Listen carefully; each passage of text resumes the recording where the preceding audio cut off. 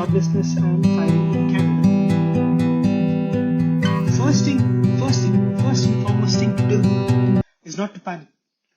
I've seen people as soon as they leave their jobs, they go into panic mode. So the first thing is not to panic. I've seen people cry, I've seen people get depressed, so there's no worry for it because Canadian government gives you some money in the form of employer's insurance. So in this video, we'll talk about how to get that particular money from the government, how to take care of your car payments. We'll also talk about other income options, which will be really helpful in case if you have a family and if you need more money. We'll also talk about how to get a new job and how to approach other recruiters. So stay tuned. So most of you may not know how firing works. So how it's going to work is that first you'll be called for an impromptu meeting with your manager and your HR, probably on a Zoom meeting. They'll not even call you to the office. It will probably be a set up Zoom meeting, probably on a Monday or on the weekend, so that you'll not return to your office. And they'll just let you know that we don't need your services or we want to let you go or other stuff. So the first thing to do is negotiate. Generally, when they fire you, they give you a severance package for 2 weeks. So strongly negotiate on this. Ask them for the reasons of their firing and really negotiate on this. Make it 4 or 7 weeks at least. If you have a lawyer, if you have a good lawyer, then it will be really helpful. Don't sign anything. Just say that I have to talk to my lawyer and get back to you. This will to some extent let them extend the severance package and give you with additional perks.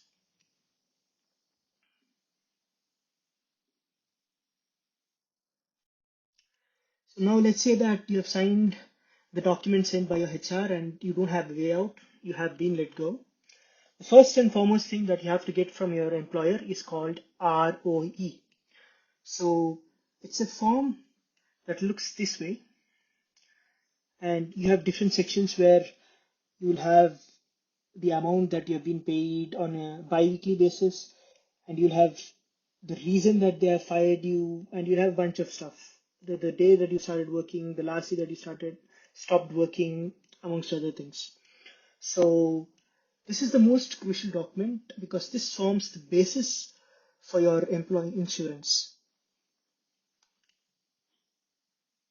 So make sure you get it from your HR. Make sure you get it from your HR as soon as possible. And make sure that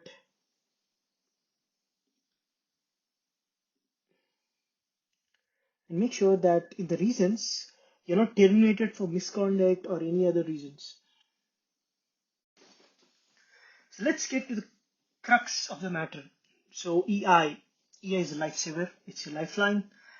EI basically stands for employee insurance. EI is the money given to you by the federal government when you lose your job. It is never greater than 2,000 CAD a month, irrelevant of your salary, which basically means if you're earning 65K, it doesn't matter if you're earning 80K, if you're earning 150K, whatever it is, the maximum that the government is going to give you is 2,000 CAD a month, not bi-weekly, a month. So, and there are some restrictions on how you receive this. You'll only receive this only if you're fired or terminated by the company. It doesn't work if you resign by yourself or fired for misconduct. So misconduct would be something of sexual harassment or physical harassment and they let you go for that reason, then it doesn't work. You may still contest it in a court, but it generally doesn't work. So for EI to work, the basis is you should be terminated by the company, not resign by yourself.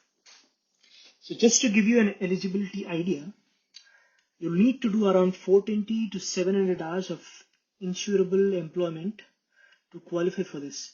Now this is different for different provinces.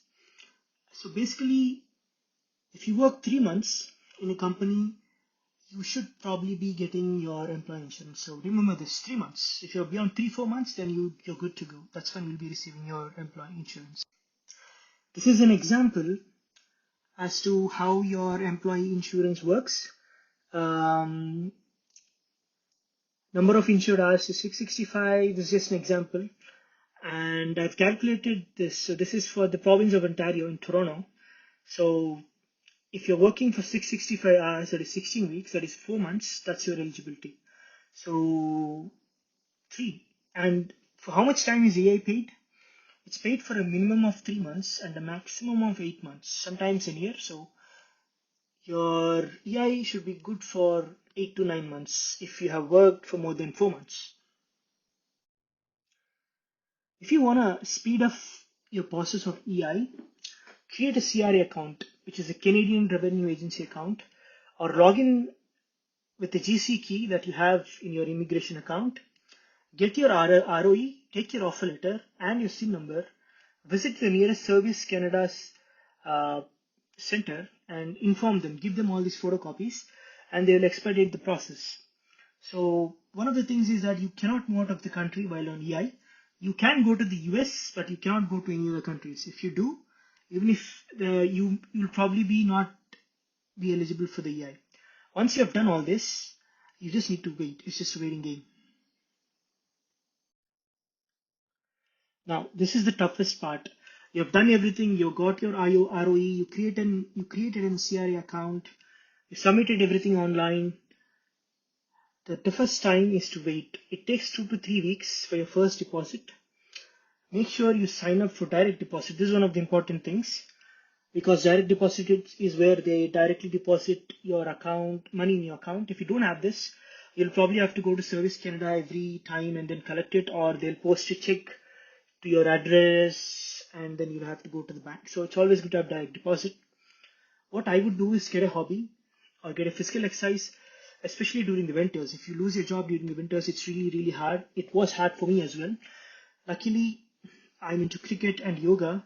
I used to go to indoor stadiums and play a lot of cricket, do a lot of yoga. Yoga really helps in calming down the mind and getting your mind off of things and other things. So this is the best way to get out of it. You can also do part-time jobs such as Uber Eats and DoorDash if possible if you have a car. And this is a link for all the services that you have for employee insurance. So the link is also posted in the video below. I posted most of the links. You can go through it. So so EI is not just a one-time process. The CRA will ask you a questionnaire every 2 weeks. Make sure you complete it. So the questions are going to be like, have you lost your job? Say yes. Are you working for a different job or any other employer? Probably say no. If they ask you, have you tried changing your address? Say no, you have not. If they'll also ask you if you have moved out of the country, say no. So if you answer all the questions properly, you will get the insurance. So this happens every 2 weeks, and the money is only deposited if you answer all the questions and if you submit the questions. So please continue your questionnaire every 2 weeks, or else you'll not get the money. So if you're getting $2,000 every 2 weeks, sorry, every month, is that enough? Probably not. Probably yes. Let's say your rent is around 500 to 1,000 and you're a bachelor. But if your family, it's going to be 1,200 or more than that. And your transport or bus is $200. Car monthly payments vary from 200 to 500 and insurance is 150 to 350 if you're an immigrant like me. So all of this is definitely more than 2,000 or 2,400. So the total costs far outweigh the EI amount. So what's the solution? The first solution is taking credit protection insurance for your car. This is where when you buy a car, you will probably be paying $50 extra so that when you lose your job, the insurance will pay your loan amount. So if you're paying 700 or 800 dollars for your amount for your car, and if you show them your employee insurance and that you're receiving money because of joblessness, the car insurance company will pay the money for you. So this will alleviate all the financial burden that you have. So this is First Canadian is one of the companies that gives you this sort of insurance, but you gotta be very careful. Make sure they deduct the money every month. Make sure they don't stop it. And this is one of the ways to actually keep yourself from the financial stress. So what are options for other income. Okay, you're getting your AI, but that's not enough. The best other options would be Uber Eats and DoorDash. If you have an old car, you can always do DoorDash and Uber Eats. It's just a food delivery app. I've seen people earn 100K a day. And since you're not working, you'll probably make $2,000 extra, and that's very good for your family and your savings as well. And the pros of Uber Eats and DoorDash is that there's no time limit or specific times. You can do it whenever you want. But the cons are that you need a vehicle. And it's a bit hard during the Canadian winters is because you're getting out of your car, you're going to a restaurant, you're waiting in the restaurant, you're coming out, you're going to a different place to deliver for the customer. Sometimes the customer makes you wait for a long time and you can't find parking, so it's a bit of hassle. But the best income options would be Uber, Drive, and Lyft. These are taxi services, but the thing is that the car has to be 8 years or younger, so you can't drive a car that's really old. So this is a very good option because irrelevant of the extreme weather conditions, you don't have to wait. You're always in your car. You're not exposed to the cold or the heat. You just pick up and drop off a person. You don't have to look for parking, and you're just in a sitting position all the time. You save a lot of energy, and it's very, you get a lot of money from this. It's very lucrative. So this is a chapter 1. I believe I have covered most of the points. In chapter 2, we'll talk about other ways of earning extra income. We'll talk about how to get a job, and we'll also talk about how to save money on other forms. So like, share, and subscribe, and keep getting your AI. Thank you for watching. Bye.